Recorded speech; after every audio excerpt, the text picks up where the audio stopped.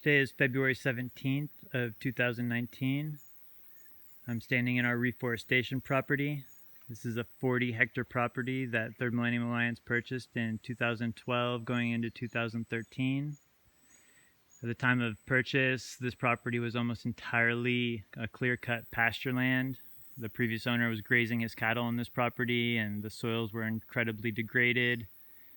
And over the last 5 or 6 years, we've been planting native trees on this property to bring back the native forest.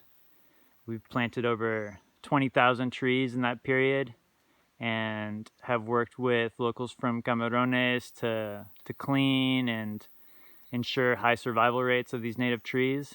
And today I'm here to download some photos and videos from one of our camera traps that we have on this property to document the wildlife.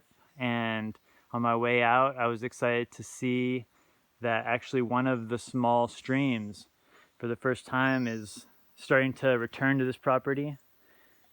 After so many years of having just a clear-cut pasture here, there was very little sources of water, but now that we've brought back the tree cover and some shade, I'm excited to see that some of the little streams are returning to this property, which is a great sign that our reforestation efforts are doing the job.